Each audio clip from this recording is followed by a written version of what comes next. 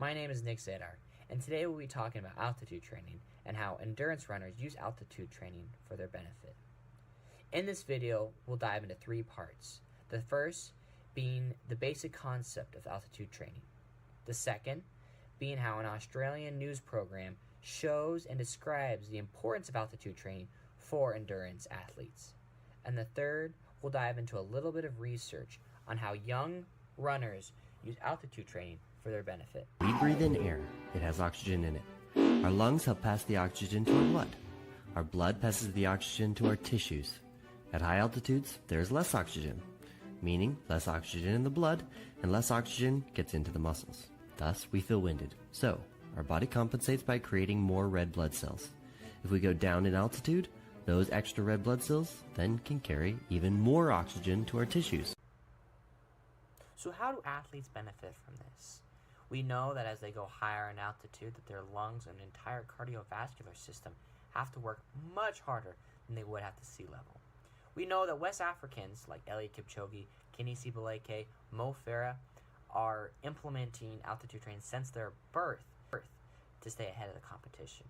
We also know that schools like NAU, Colorado University, and other professional clubs like the Nike Oregon Project, the Bowerman Track Club, Furman Elite, all use altitude training in their preseason training to stay ahead of the competition and in the collegiate field.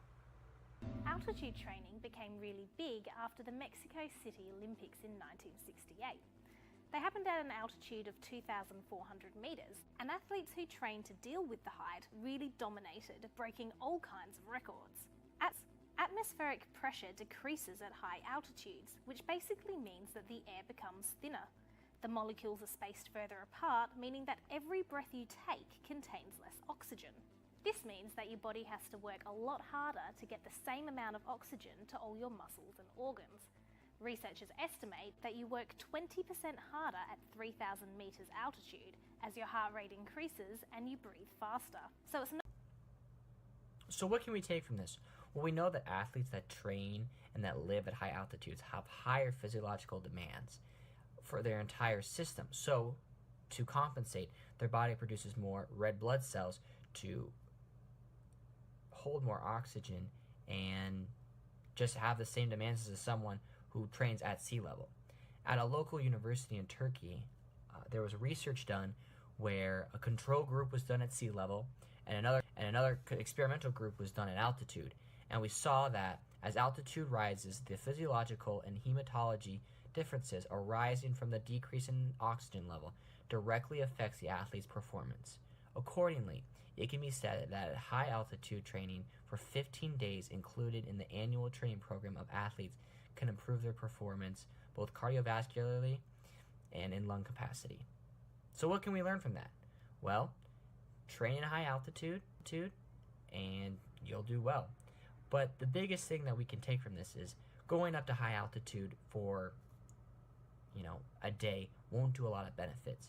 It's shown that red blood cells recycle every 30 days. So if you think of it, every 30 days you're getting a new batch of red blood cells. So for your red blood cells to truly increase in size, you need to be in altitude for 30 to 60 days.